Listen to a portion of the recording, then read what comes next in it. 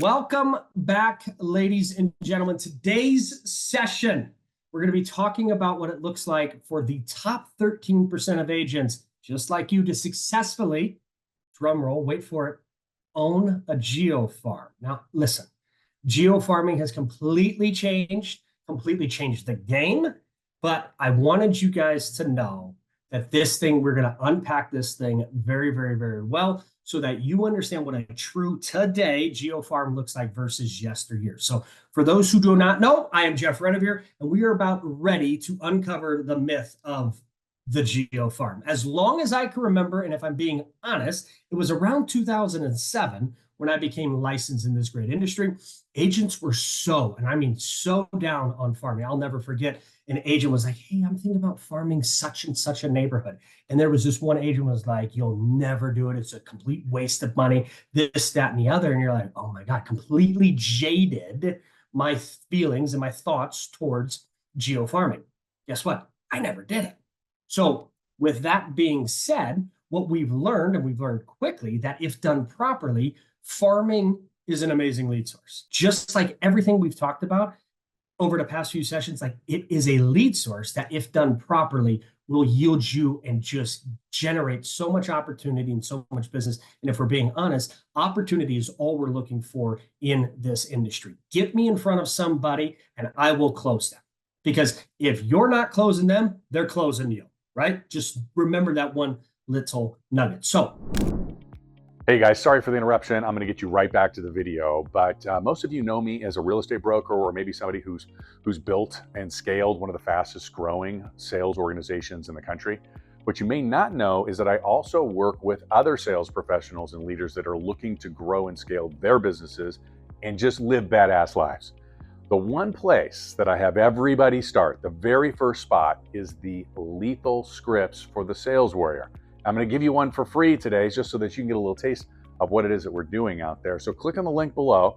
We'll send you the information, and let's get back to the video.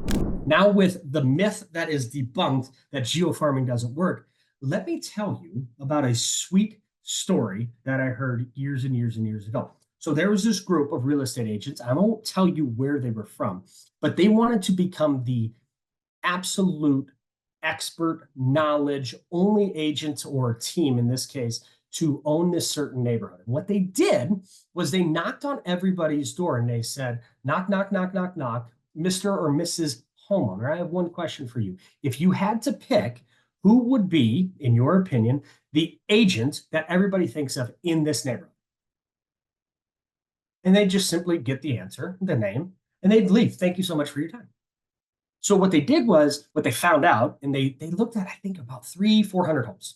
And they talked to that many people. So it's a fairly large sample size, right? It was a big subdivision. It was a big complex, big development. And the long and the short of it was, not one person truly dominated that neighborhood. So you know what they did? They ran a test study. Basically, it was like here's what we're going to do, and let's just see what happens, right? That whole effect. And so they went out and they started an 8x8 campaign. Now, if you have no idea what I'm talking about, it was 8 touches in 8 weeks. So it was 1 touch every single week. And in this case, it was simply just a postcard. There was no phone call involved. There was no door knocking involved. It was just a postcard that they sent to a homeowner with an agent's name, with an agent's address, with an agent's email, with an agent's web address, all the things that you guys already have. Then they went back after 8 weeks. They went back 8 weeks after. So there was like a little bit of downtime. And they knocked on the same doors. And they said, knock, knock, knock. What agent owns this neighborhood? 90% of them said Sally Sue. Well, here's the kicker, guys. Sally Sue was completely made up. It was a test. It was a study. It was a social experiment, if you will, of the people that say, you know what? I don't care if this person's fake or not because they did not verify. This person owns the market. They created a website. They created an email address, created the Instagram. They did all the things. So the reason I'm telling you this, you're probably asking me, why are you sharing this information, Jeff? Well, it's simple. If you do it, 1, consistently, 2, providing value, 3, just do it, you will find yourself in a position where you are actually getting in front of people and building brain space, building actual, I guess, real estate in their head, if we're being completely honest. So if you do not think geofarming is something that can be done, just think of this study, all right? And do not listen to the guy down the hall who tried it one time, sent out 700 postcards, spent over $1,500 in order to do it, to say to you, hey, listen, geofarming does it done. And oh, by the way, for the record, I'm going to fall on the sword. That was me. I did geofarming one time, sent out all that stuff. The only responses I got were, take me off your list. So I never did it again. But here I am to tell you, do not listen to me. Let's unpack this whole thing right now. So when you're picking a geofarm, there's one thing you have to consider is like, where in the world am I actually going to go? What area of town, of the county, of the region do I want to absolutely become the king or queen bee of? Well, there's a couple different factors that come into play there. One is there a lot of turnover? One is, hey, this seems to be like a stepping stone to the next subdivision, right? Like rarely are first home buyers in their dream home. Rarely. Now it happens occasionally, but rarely that's the case. Or is it simply, hey, listen, it's your favorite neighbor, whatever the case may be, identify that thing first. As we talked about in previous sessions, then you have to export all the data and you have to build the list to what? Serve the list. So now that you have your area that you've picked out, you've built your list, you have both phone numbers, email, and also mailing addresses. Now you get after it. Now we're going to plan it all out, right? So here's a fact that I need you to hear me loud and clear when I say this. This is the God's honest truth to direct mail campaigns. It takes 18 touches before you can expect to see or feel a return on your investment. Well, what does that say to you? For most people, it's like, well, shoot, now I got to wait 18 months. Well, who said anything about sending one piece of mail every single month? Why are you not sending 18 pieces 18 weeks in a row? Or better yet, why are you not sending 9 pieces of mail and contacting them the other 9 weeks? Mail, contact, mail, contact, mail, contact. And those contacts could be via phone. It could be via text. It could be knocking on their darn door. Okay. So all you have to do is just come up with your plan. And when I say plan, you lay it all out.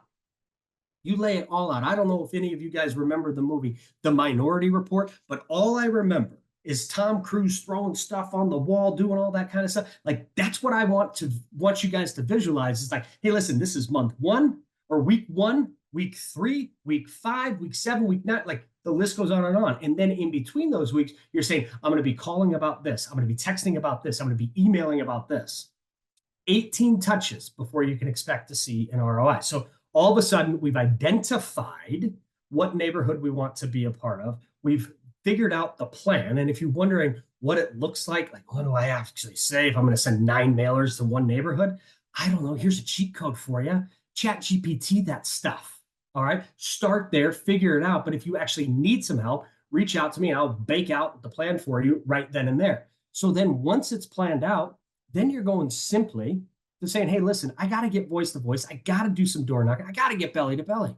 So in between the actual delivering of a postcard of some sort of value, then you simply get to say, hey, John, it's Jeff Renevere with ABC Realty. Listen, I'm sure you saw my email or I'm sure you saw my postcard. You have to tee them up with all of those different things about fill in the blank, about looking at the new value of your home, about knowing what's going on in the market, about seeing what the appreciation rates have done over the last 2, 3, 5, 7 years. All of this stuff is very, very important. If you haven't figured out by now the importance of understanding the theme, the cadence, and all of the value that we are providing to these folks, you guys are missing the boat. So making sure that you're compounding all of that in your delivery to these folks through not only your SOI, but also your open houses, but also in your geofarm, a lot of the scripts that you're going to be using, a lot of the talk tracks, if you will, very, very, very same. They're very, very similar. So coming up with your 18 touches, and it could be 18 mailers. I would encourage you that there was mailers plus phone calls, mailers plus door knocking, mailers plus invitation to events. Okay. Opportunities to connect. Hey, listen, when you are in a neighborhood and you completely own the market from a standpoint of, hey, listen, this is going to be the market that I'm going to be in. This is going to be the neighborhood that I want to be in. What happens when you don't get the listing? Is it a kick in the gut or is it an opportunity? I see it as an opportunity. I see it as an opportunity to then go out to the rest of the people and say, hey, listen, I'm sure you saw the listing there at 123 Banana Street. They do not realize that you are not the listing agent. 9 times out of 10, that has been my experience. So now you just get to simply say, hey, listen, it's me, it's Jeff Redevere, ABC Realty. Here's my business card because I'm knocking on their door. Then you're going to take a step back. Right? I only take 30 seconds every time unless you have some questions, in which case I'm happy to answer them. I was in the neighborhood doing some evaluation work, and I thought I'd knock on a couple of the neighbors' doors and ask if you might be interested in a free home valuation of your property. Do you currently know the new value of your home? And they're either going to say yes or they're going to say no. That's great either way. What happens when they say yes? Well, 9 times out of 10, what'd they do? They went to Zillow. And Zillow told them some ridiculous number. Now, if you are in a state that is a non-disclosure state, there's about 3 clicks to figure out and show them how you could debunk, like, hey, listen, the confidence rating on this thing is about 1 star. So it's completely up to you. I would gladly go back to my actual data and tell you what the value actually is of your home if you are up to it. Awesome.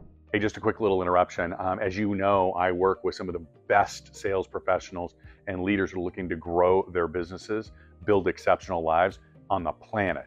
And what I'm doing is I'm giving away $50,000 worth of coaching and training absolutely free. All you have to do is enter the drawing below, click on the link, enter your information, tell us just a little bit about you, and you could qualify for $50,000 worth of free coaching and training. Let's get back to the video. So listen, what you have to understand is just simply giving them the information. I'm not here to try to sell you a darn thing. All I'm simply telling you is like, listen, I'm here to add value. If you have any questions, please do not hesitate. Right?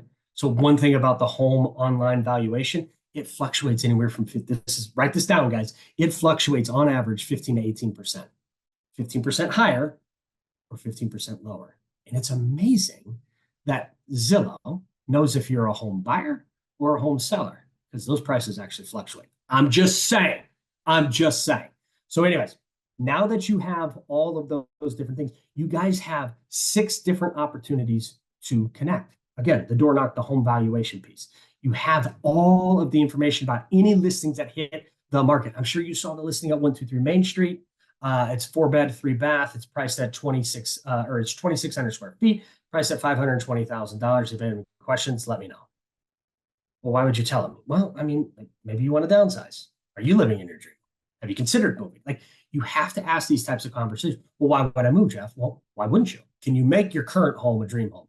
Well, maybe if I added a 2nd floor, okay, well, is that feasible or doable?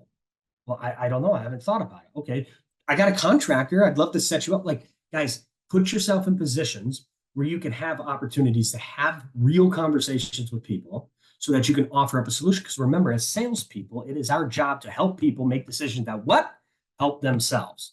So then after that, you have obviously the listings, any sort of open houses, private invites, pending sold information. We've talked about this ad nauseum over the last few sessions. And then lastly, it is that dream home piece, right? If you could make your current home the dream home, well, no, I can't. Okay, what does your dream home look like? Well, it's in the woods or back to the open space. Like, guys, just get people dreaming about what it is that they're looking for. And then your job is to do what? Help people make decisions that help themselves. I hope you enjoyed the session. Thank you so much for being here. We'll see you all tomorrow.